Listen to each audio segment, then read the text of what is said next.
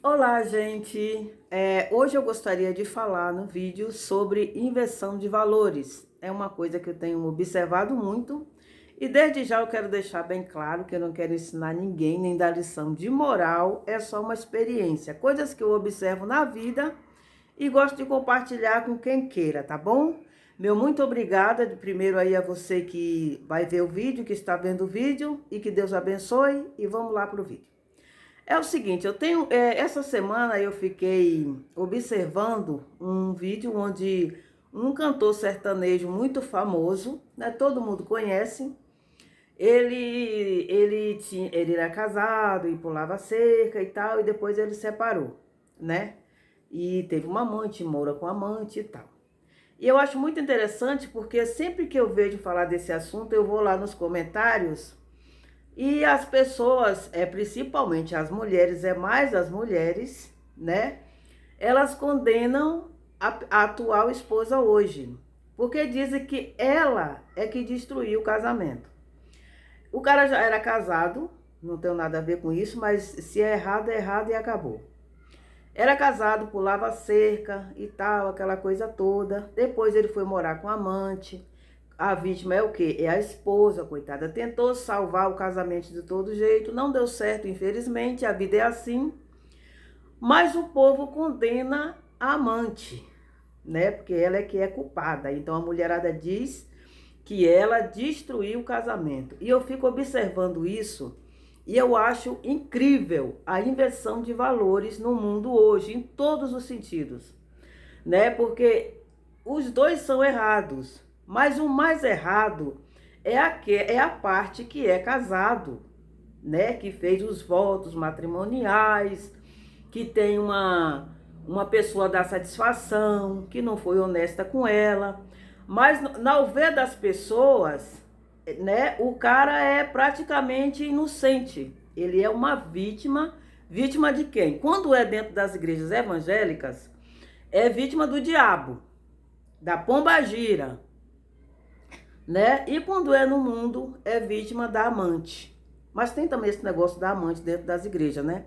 Eu já presenciei muito isso nas igrejas, de mulheres serem traídas, humilhadas. Aí o marido deixa a sua esposa, vai morar com uma amante que muitas das vezes no início ele não falou para ela que era casado, ela nem sabia, tá bom? Vai morar com essa amante. E aí o cara, ele não é um sem vergonha. Ele é uma vítima. Uma vítima de quem? Vítima da pombagira que fez ele pecar, né? O inocente, o coitado, tirou ele do seio da sua família, né? Mesmo vítima de uma mulher sem vergonha, cara de pau, que tirou ele dos braços da sua esposa, da sua família. E eu fico pensando se Deus, o Criador e o seu Filho, que morreu na cruz do Calvário, tivesse o pensamento do ser humano, né? Porque quando Deus olha lá de cima, ele sabe muito bem quem é culpado. E Deus não tem essas pessoas como inocente. Tanto que quando a gente vai lá no Antigo Testamento, Deus nunca condenava o diabo. O diabo já não existia naquele tempo que o povo pecava, quando o povo se prostituía, quando o povo usava balança ilegal para roubar, né? Quando matava injustamente. O diabo não já existia naquele tempo? Por que que Deus não condenava o diabo e sim o povo? Por que que Deus nunca culpava o povo? E hoje em dia tem essa inversão. Hoje em dia ninguém mais peca, né? Consciente. Hoje todo mundo peca, por quê? Porque o diabo faz ele pecar. Meu irmão, você para com esse negócio, tá bom? Quando todo mundo é tentado a pecar, todo mundo. E a gente tem que resistir. Se a gente cai uma vez ou outra, a gente se arrepende, se apruma e segue o caminho. Deus perdoa. As consequências vêm. Porque eu já pequei,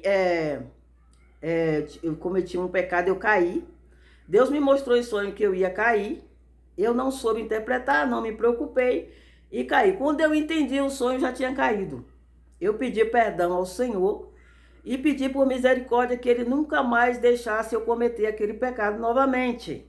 Porque a vida é assim, você peca e pede ao Eterno para te dar força e não pecar de novo. A gente não pode virar freguês do pecado, não é isso? Então eu fico abismada com essas coisas hoje em dia, né? Eu não quero condenar ninguém, mas hoje é muito comum a gente ver no cristianismo principalmente, que é a religião que eu cresci dentro dela e sei o que se passa lá dentro, entre aspas, é assim, uma pessoa, por exemplo, um jovem, né, na sua adolescência, né? Às vezes tem vários jovens e tal, e na sua adolescência ele quer ter as suas coisas, quer ter um tênis de marca, quer ter isso, quer ter aquilo, tanto um homem como uma mulher. Muitos desses jovens, o que é que faz? Escolhe o crime, vai ser olheiro de tráfico de drogas, a menina vai ser prostituta, né? Eu não tenho nada com isso, mas é o que acontece, se prostitui e tal. Só que nessa mesma época, às vezes meninas e meninos mais jovens ainda, o que é que ele faz? Ele vai ser o que? Ajudante de pedreiro, carregar saco de cimento nas costas. Ele vai trabalhar na feira, ajudando numa feira, vai vender bala no farol e trabalha dignamente, né? Para ter ali as suas coisas, seu sustento de maneira honrada. Mas e o outro que teve a escolha ruim, aí ele se converte, vai para a igreja, e aí ele fala como se fosse uma vítima do diabo. Porque o diabo me usou, porque Deus tinha uma obra e o diabo sabia e me levou para o crime. Eu digo, gente, mas está tudo errado. Está tudo errado. E quanto mais Deus escolhe, quanto mais ele é escolhido, mais ele apronta lá fora, né? E muitas das vezes esse jovem, essa menina que faz tudo certinho dentro da igreja, ele é só mais um dentro da igreja, né? Para ter uma fama, ter uma oportunidade, coitado, esquece, é difícil. Mas o outro que escolheu o lado errado, o coitado, a vítima do diabo, esse sim tem fama, às vezes ganha muito dinheiro, às vezes sai lá do crime, né? Porque foi preso, alguma coisa assim, deixou a prostituição, não quer trabalhar, quer continuar contando histórias de igreja aqui, igreja ali, que foi liberta, aquela coisa toda. E eu parei para pensar, quando eu vou ler a Bíblia lá, eu digo, gente, mas é tudo o contrário. É tudo o contrário. Eu não quero condenar ninguém, não, porque todo mundo está sujeito ao pecado. Mas é uma inversão de valores muito grande. E a gente, quando está no meio disso, a gente não se dá conta. Mas é uma inversão de valores. E Deus, irmão, quando Deus olha lá de cima, ele vê de maneira como é. Ele não se engana com o nosso coração. Então, a gente tem que tomar muito cuidado. O mesmo jovem, a mesma jovem, na época que você foi tentado para se prostituir, para roubar, para matar pessoas, dilacerar corações, né? Quantas mães, às vezes, perdeu seus filhos indo trabalhar dignamente para ter suas coisas e o bandido foi lá e matou, né? E aquela inversão, porque ele que é a vítima não é a vítima, né? Então essas coisas que acontecem hoje. Outra coisa, eu assistia muito novelas, né? Eu era aquele tipo de ver novela que eu ia no culto no dia da semana e ficava torcendo na igreja para acabar logo o culto, para eu chegar para ver a novela das 9. Eu assistia muita novela. E eu me lembro quando eu era adolescente, até criança mesmo, era uma coisa muito engraçada. Tinha sempre uma mocinha, o casal que queria ficar junto, mas não conseguia. Aí tinha o malvado, a malvada, que fazia muita malvadeza com essa mocinha. Geralmente a mocinha sofria mais. Era injustiçada, a pobrezinha. E aí todo mundo morria de peninha e torcia pelo casal que era injustiçado, pela mocinha, né? Desculpa. E o lado malvado da história, que é esqueci como é que fala agora, tipo a Nazaré Tedesco, essa pessoa era odiada, né? Porque o povo defendia o certo. De uns tempos para cá, a coisa foi mudando. A mocinha virou uma sonsa, uma chata, que chora demais, que não luta, e o povo começou a admirar a Nazaré, a pessoa que faz o mal. Eu digo, gente, que mundo é esse que a gente tá hoje em dia, que o certo é errado e o errado é certo. Hoje em dia, uma pessoa que fala a verdade, ela é vista como falso profeta. E o falso profeta, ele é ungido de Deus e não se atreva a falar mal dele. Tá assim o mundo hoje, gente. Tá desse jeito, tá corrompido, né? A vontade que eu tenho é de me afastar. Se eu pudesse, me afastaria. Para ficar um pouco... Não porque eu me sinto muito santa, que eu ainda tenho muita coisa para colocar em ordem na minha vida. Tanto que quando eu comecei a ler a Bíblia em 2017, irmãos, eu levei um susto. Porque quando eu comecei a ver como que a coisa funciona, ao contrário do que a gente vê por aí, eu disse, eu não entro no céu mais nem que a vaca tussa. Porque eu percebi que a minha vida não estava bem com Deus, para eu poder, que nessa época eu acreditava em arrebatamento secreto. Hoje eu não acredito mais, eu acho que o arrebatamento é lá no final, né? É lá no final, mas antes eu não acredito, tá bom? Eu digo, se a igreja for arrebatada hoje, por agora eu não subo, porque eu vi que a minha vida não estava bem, tá? E a gente precisa tomar essa consciência, porque a gente vai acostumando dentro das igrejas, ouvindo essas coisas, que quando Yahushua morreu na cruz do Calvário, levou todos os nossos pecados, e aí virou bagunça. Não virou bagunça não, irmão. Não virou bagunça não. Ele nos deu o direito de salvação quando morreu na cruz do Calvário. A gente crê, sim, na crucificação, na morte, na salvação através da morte dele, mas isso não quer dizer que virou bagunça.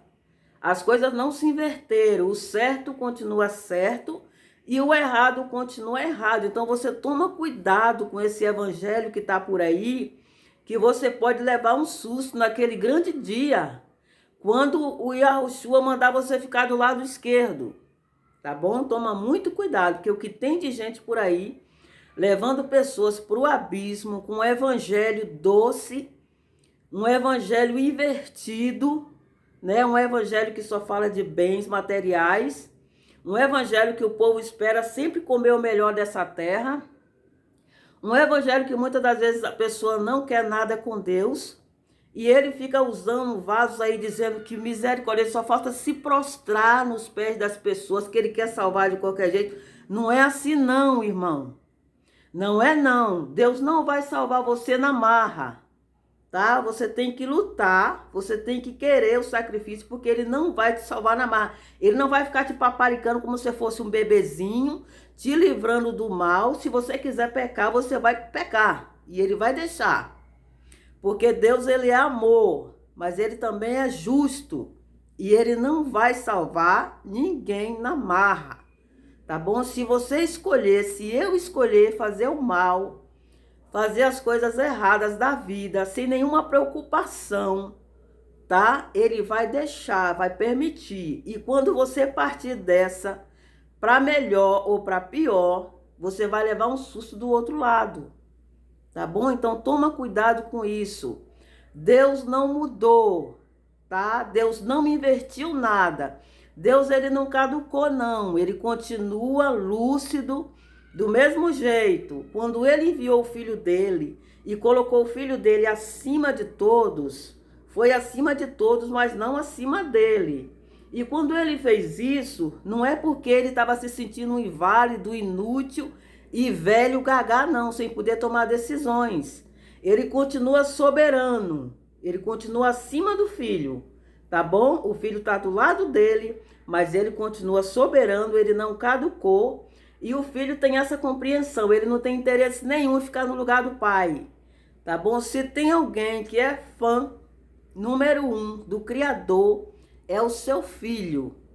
Ele é fã. E se você quiser agradar ele, quer agradar ele, adore o pai e não ele. Tá bom? Porque ele não aceita a adoração do pai. Ele sabe que a adoração é só do pai. Você quer agradar ele, quer deixar ele feliz? Adore o pai em nome dele. Mas não adore ele direto não, porque ele não aceita a tua adoração. Ele não toma o lugar do pai. Quem quer tomar o lugar do pai é o adversário das nossas almas. Não é o filho, não. O filho está lá, ó, juntinho com o pai. E o prazer dele é ver o pai soberano, o pai no lugar que é de direito, soberano, sem ninguém acima dele, nem mesmo ele que é filho. Tá bom? Gente, essa é a nossa, a palavra que eu tinha para hoje. Muito obrigada a você que viu, que assistiu. Desculpa aí qualquer coisa, tá bom? Que às vezes parece que eu me exalto.